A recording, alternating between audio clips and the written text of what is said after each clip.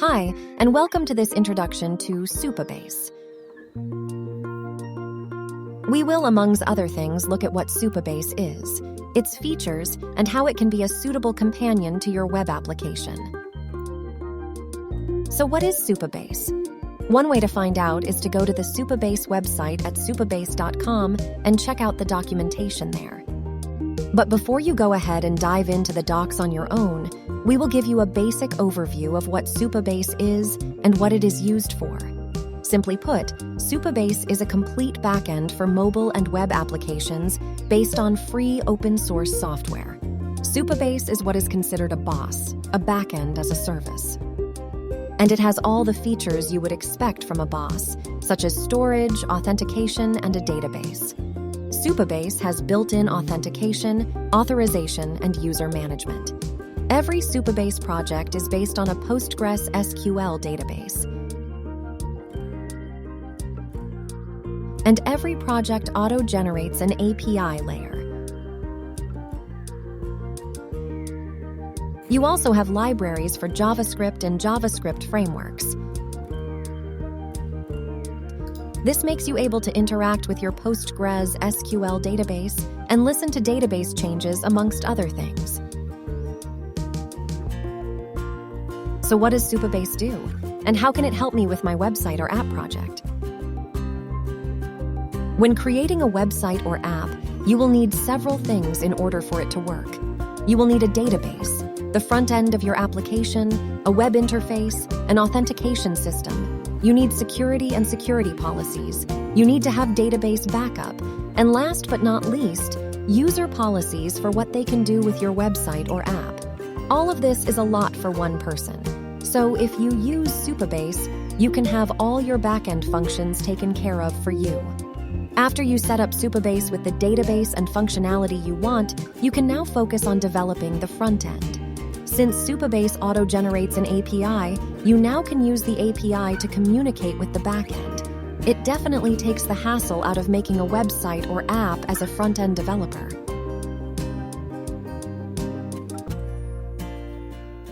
Now that we know what Supabase is, we need to know how to get started, so we can explore and use all of its features to help take care of the backend of your app. So head on over to the Supabase website and click Sign In or Get Started on the top right of the page. Then click on Sign Up Now underneath the Sign In button. Fill in your email and generate a password for your Supabase account. You can also sign up with a GitHub account. Now head over to your email inbox and confirm your email address. You will then be redirected to the sign-in page and automatically logged in. Now you are all set to start your Supabase project. First, you need an organization name. Your mail will be set as the default name, but you can change this if you want. You will automatically be taken to the Create a New Project form. Now you can decide a name for your project and set a password for your database. Choose the region that is closest to you for the smoothest operation and select the free pricing plan. You get 2 projects on the free plan option. Click the Create Project button. This can take a minute or 2 to set up, and you can see to the right of your project name if this is still in progress. When it is done, your page will look like this. Here, you have all the basic starting points for your project, and you are now ready to start building your database. In order to add anything to a relational database, we need to add content in the form of tables. To create one, head over to the Tables tab and click on Create New Table. Give your table a name and a description if you want. We will turn row-level security off for now. The ID and created at columns are set as default for all rows in your table. If you already know a column you want to add, you can add it here before the table is created by clicking the Add Column button.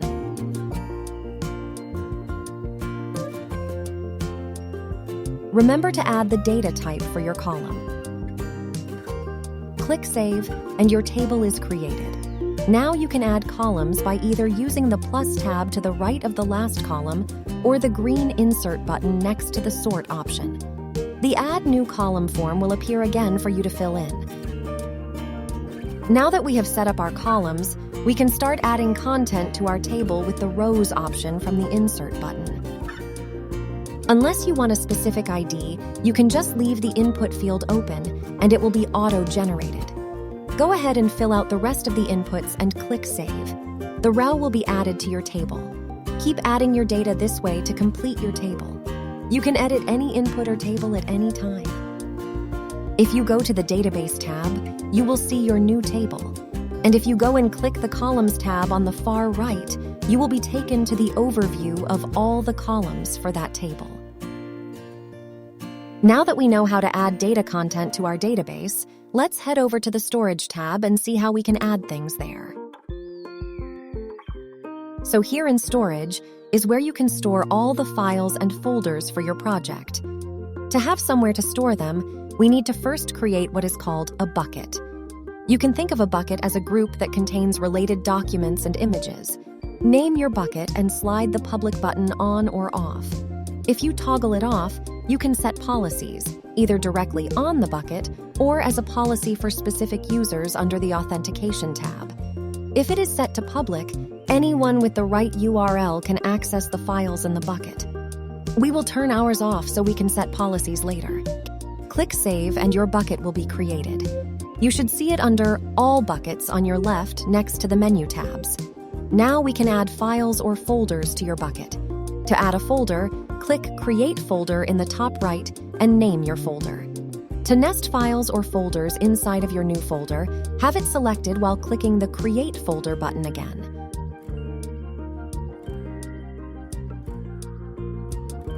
To add a file, have the desired folder selected and click the Upload Files button. You will see your file appear in the folder next to it.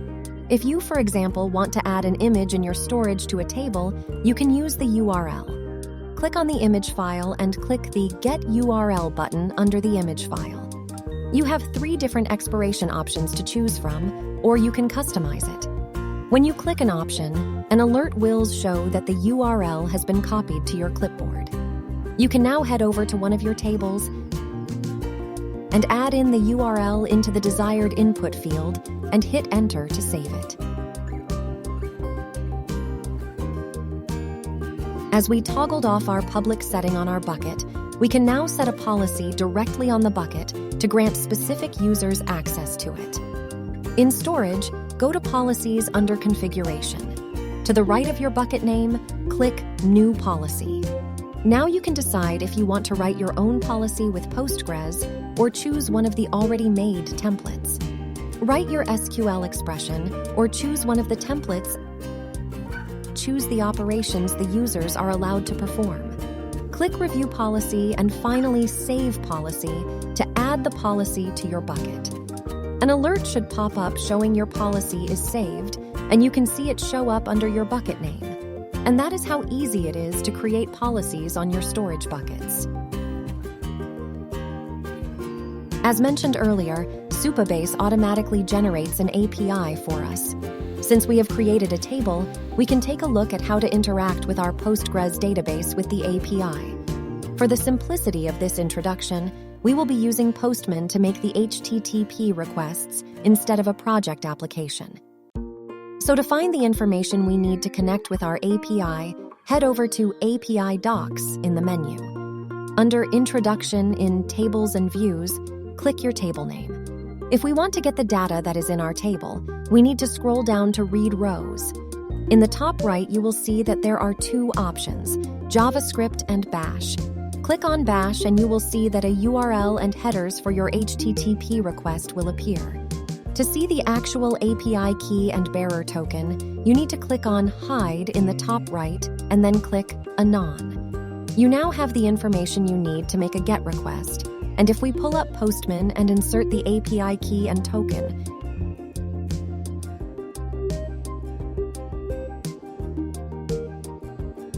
you will see that we get a 200 OK response and our table entries.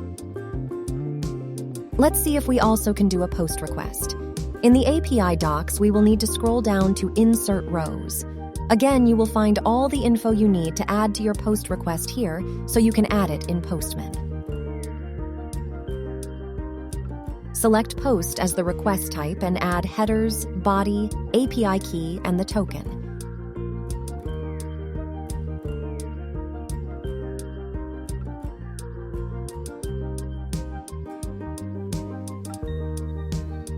When clicking Send, you will see that you get a 201 created response and your post request was successful.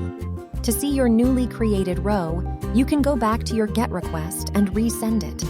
Your new item should now appear, and you see that the CRUD API works as expected.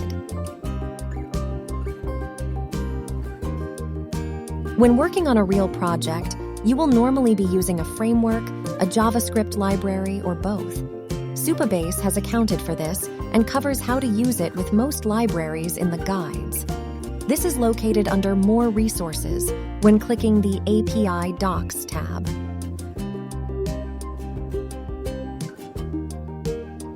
If you click Getting Started, on the top left, you will see all the Quick Start guides. You will also find lots of tutorials to check out, which are sorted by the framework or library they are using.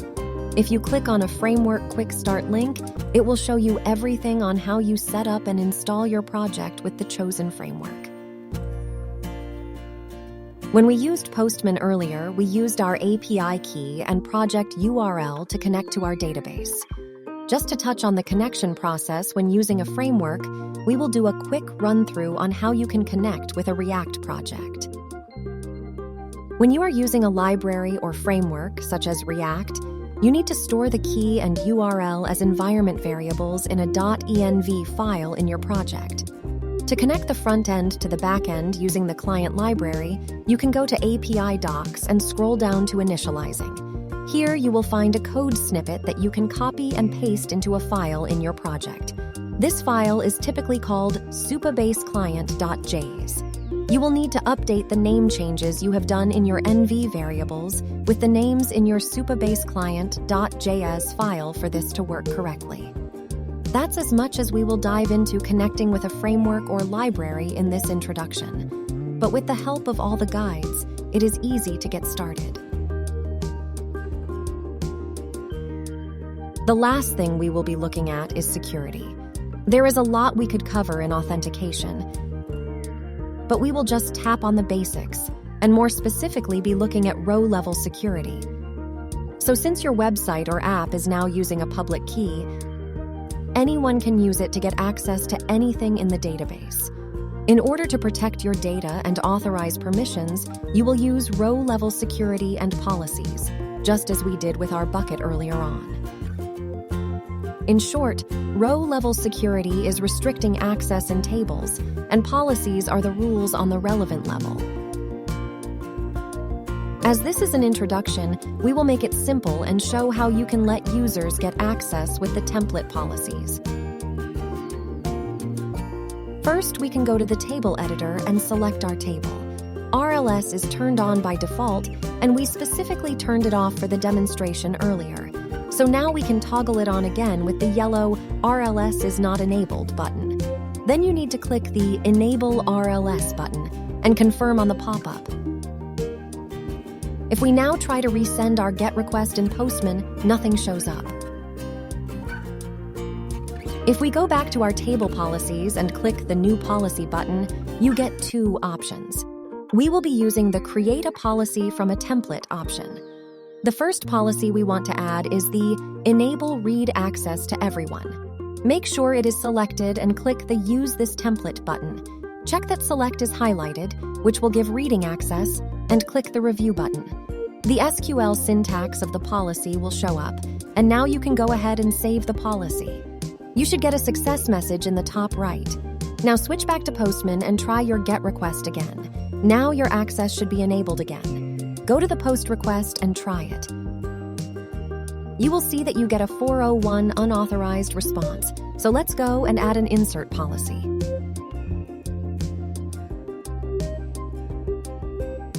Click New Policy and choose Create from Template. This time select Enable Insert Access for Authenticated Users Only and click Use This Template.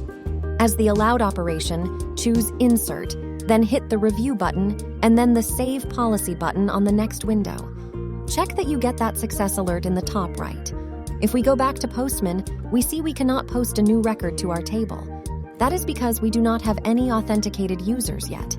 To add a user, click on Users on the top left, then click Add User, and choose the Send Invitation option.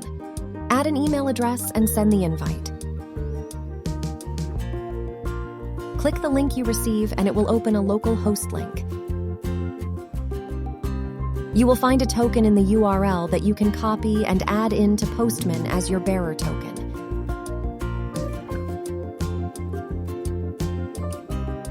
Now you should get a 200 OK response on the post request and see the new record when you resend the GET request.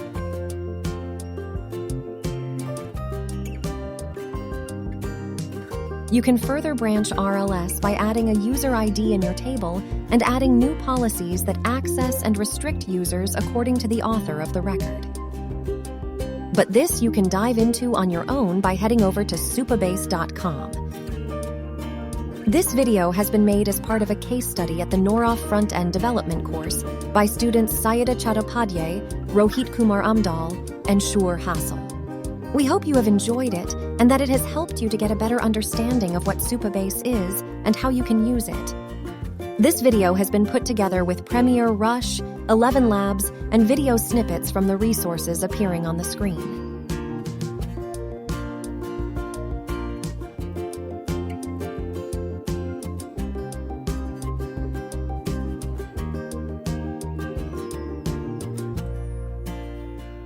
My name is Bella from 11 Labs, and it has been a pleasure being your hostess.